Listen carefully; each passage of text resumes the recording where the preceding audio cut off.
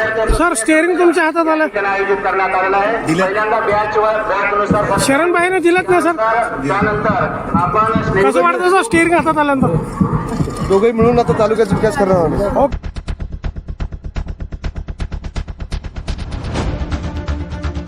आणि त्याचं मूळ स्वरूप आज नाईकपूरमध्ये 21 लाखाच्या देणगीमध्ये, आज तुमचे 5 लाख 26 लाखाच्या देणगीमध्ये या ठिकाणी त्याचं मूळ स्वरूप आपल्याला दिसतंय। हे महाराष्ट्राच्या इतिहासातली पहिली शाळा, एवढं मोठं मी तुम्हाला मनापासून अभिनंदन। मी माझ्या वतीनं शरण पाटील फाउंडेशनच्या माध्यमातून आपल्या या शाळेसाठी 5 लाख रुपयाचा निधी मी आज जाहीर करत आहे। जे आजी माजी विद्यार्थी आहेत, जे शाळेचे आयोजक आहेत, जे माजी शिक्षक आहेत, या सर्वांचं मी माझ्या वतीनं खरं तर मनापासून धन्यवाद व्यक्त करतो। अमृत महोत्सवी वर्ष एखाद्या शाळेचा, त्याही जिल्हा परिषद शाळेचा अमृत महोत्सवी वर्ष साजरा होतो, हे आज राज्याच्या शैक्षणिक इतिहासातली अतिशय चांगली बाब।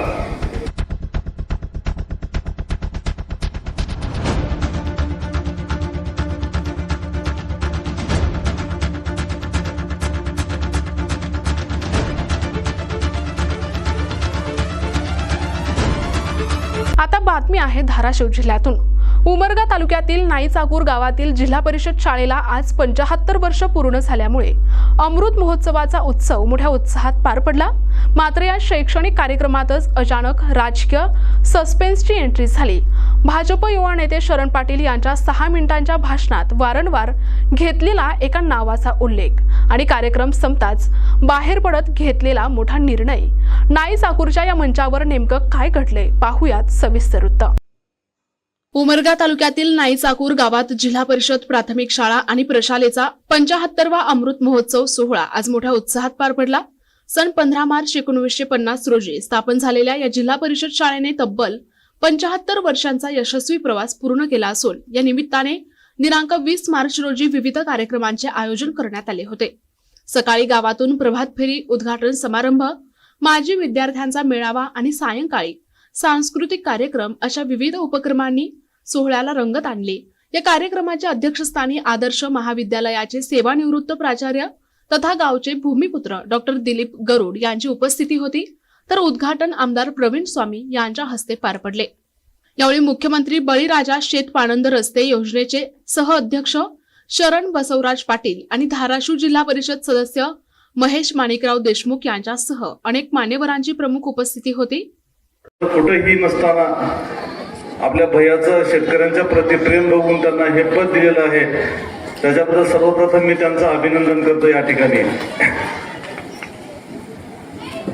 ज्या पद्धतीनं या शाळेचा हा अमृत महोत्सव सोहळा, अतिशय सुंदर असा सोहळा या ठिकाणी आयोजित केलेला आहे, यासाठी जे आजी माजी विद्यार्थी आहेत, जे शाळेचे आयोजक आहेत, जे माजी शिक्षक आहेत, या सर्वांचं मी माझ्या वतीनं खरं तर मनापासून धन्यवाद व्यक्त करतो आणि या ठिकाणी या सर्वांना शुभेच्छा देतो। आणि आपल्या जिल्हा परिषद शाळेचा अमृत महोत्सव कार्यक्रम होत आहे आणि याच्या खऱ्या अर्थानं हे विचार संकल्पना मांडणार आपल्या सर्वांना एकत्रित करण्यासाठी ज्यांनी खऱ्या अर्थानं भूमिका केल्या, आमच्या श्रमजीवी परिवाराचे सदस्य गुरुवर्य आणि ज्यांनी प्राचार्य म्हणून मराठवाड्यामध्ये अतिशय उल्लेखनीय काम त्यांनी केलं, प्राचार्य म्हणून आमचे डॉक्टर दिलीपरावजी गरुड सर यांचं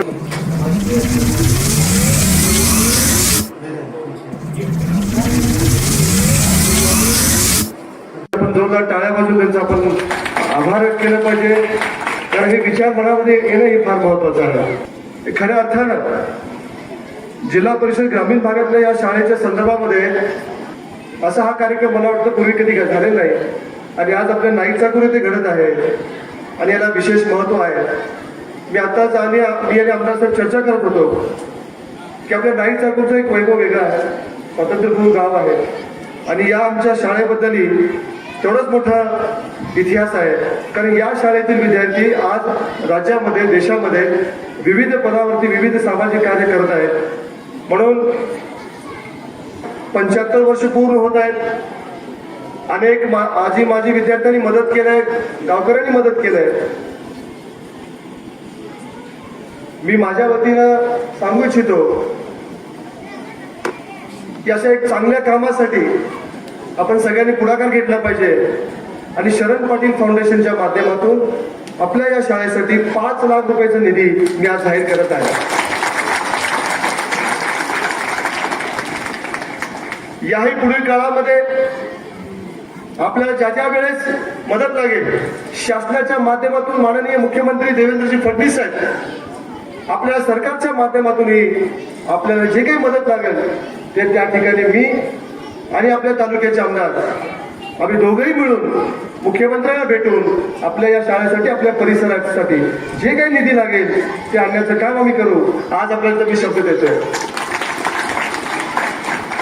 येणाऱ्या काळामध्ये या शाळेसंदर्भात जे ज्या काही प्रश्न असतील ते शासन दरबारीत आपण सोडूया, पण वैयक्तिकरित्याही ज्या ठिकाणी आमची गरज असेल आम्ही तुमच्या सोबत आहोत. आणि येणाऱ्या या पुढच्या आज आपण अमृत महोत्सव करतोय, शताब्दी वर्षालाही आम्ही आमदार साहेब आम्ही सर्वजण इथं उपस्थित राहू, हाही शब्द मी तुम्हाला देतोय. कारण ज्या अर्थी 75 वर्ष पूर्ण होत आहेत, 25 वर्षामध्ये आमदार साहेब पण तरुण राहतील आणि मी पण तरुण राहणार आहे सर. आणि महेशराव तुम्ही आमच्या सोबतच आहात, इकडे तिकडे जाऊ नका आता.